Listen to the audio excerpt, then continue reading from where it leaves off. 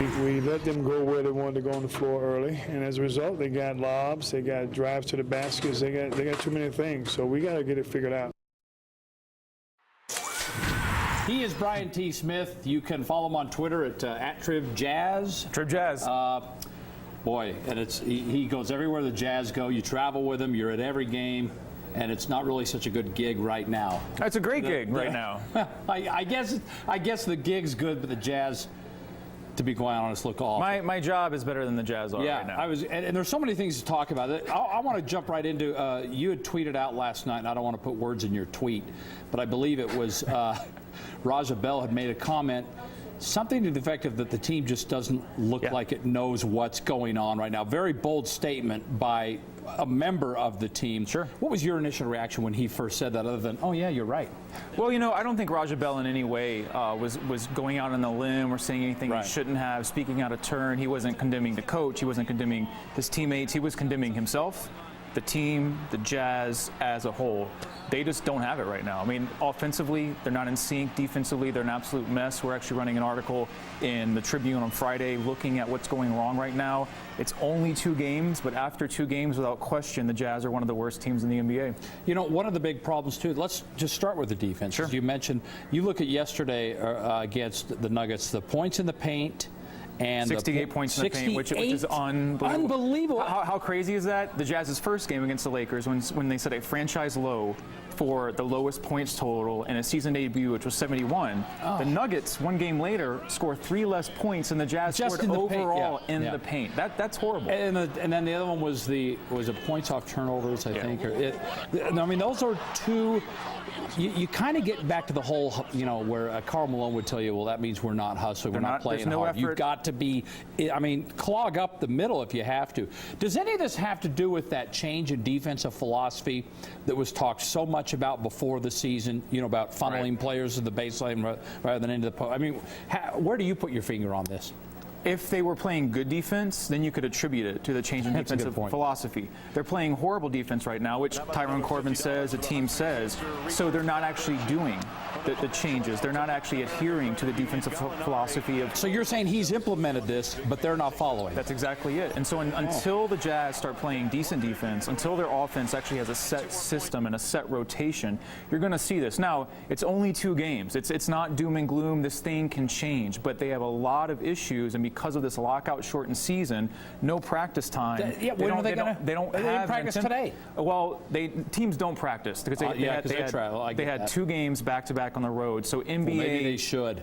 Well, it's a lockout shortened season. If you're gonna practice right now, you're gonna wear these guys out by February and March. The team has to stick together, and they have to just simply play better basketball. I mean, I don't think right now anybody, a fan, a coach, a GM, owner Greg Miller, who was at the last 2 games, would honestly say, hey, we're getting maximum effort from our 13 guys right now. They're not getting that. Until they get that, they're not going to turn this around. So the fact that and we're talking about getting back to the points to paint again, you're seeing just layups and alley-oops and all kinds of things. It really can be boiled down to they haven't got the system yet, and less lack of hustle. Are you saying that? It's a combination of both. So we're backing up Tyrone Corbin in this case. Yeah, and you know what? When I spoke to the players last night, and I spoke to about 5 different guys in the locker room, quietly, kind of one-on-one, nobody to a man said, hey, right now, 2 games in, Ty's blowing it. We're at war with Ty. It's not at that point right now. There is frustration. Corbin really has his work cut out for him. But at the same time, the players aren't following through. They're not playing like NBA players. That being said, the system is a mess. Ty Corbin and his coaches, and Ty talked about this last night, they have to get a set rotation.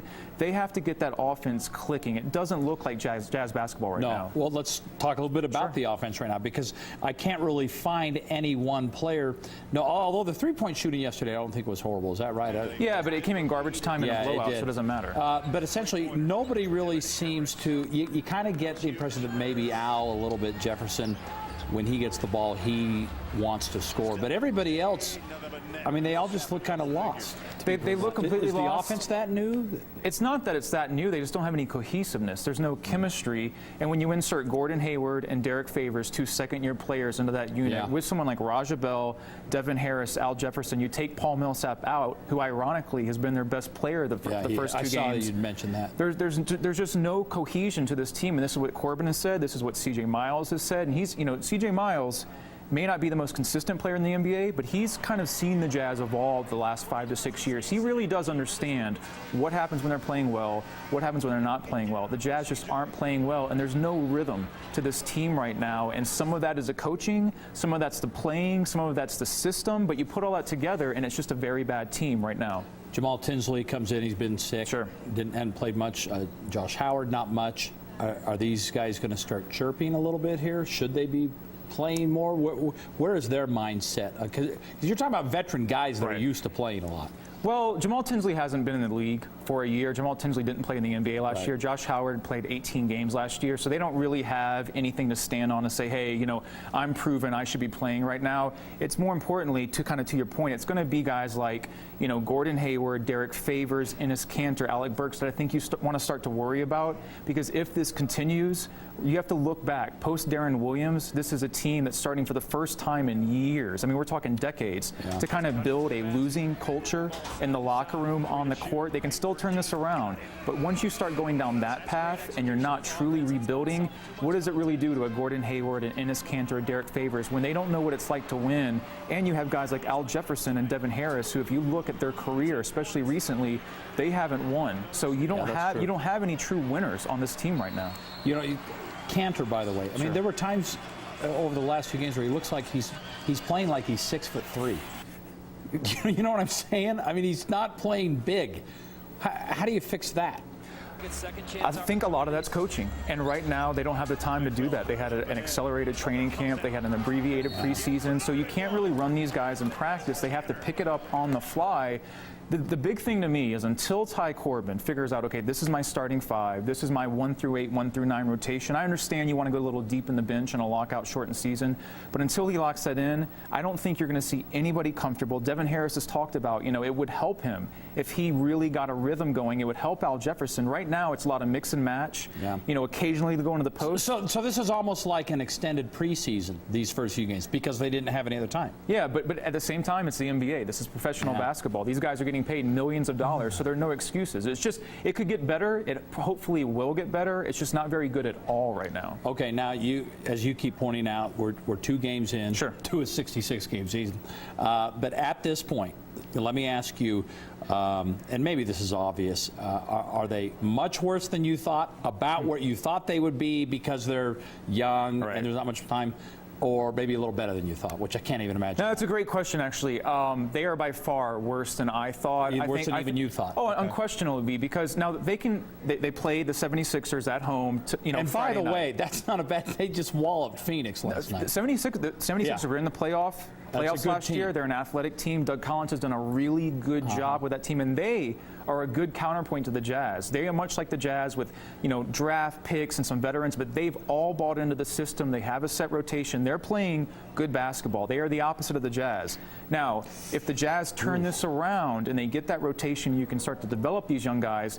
You can start to see the direction, but right now, to answer your question, unquestionably, much worse than I think Ty, Kevin O'Connor, Devin Harris, anybody thought they were going to be right now. Do they even think about going and getting Karolinko if they can get him? Karolinko won't fix anything. I know he won't, but I mean, it's not even. So why bother? It's not even an option because you don't need a small forward. You just sign Josh Howard. So any fan, and I've seen some people out there, that's part of the problem is they're like, well, why don't you play Derek Favors more? Why is Raja Bell starting? Why don't you look at AK?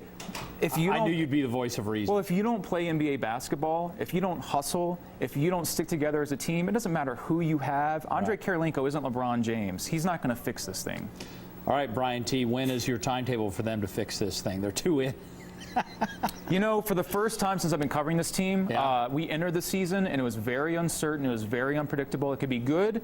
It could be bad. For the first time, I don't really know where this team's going. To me, it's fascinating. But if you're Ty Corbin, if you're Kevin O'Connor, you want to fix this very, very fast because, as you just pointed out, these games start to roll, and all of a they sudden we're going to be in February. They play 21 of 34 games on the road. Unbelievable. If they don't take a step forward in January, this team has the potential to be the worst team in the NBA by April if they continue on this path.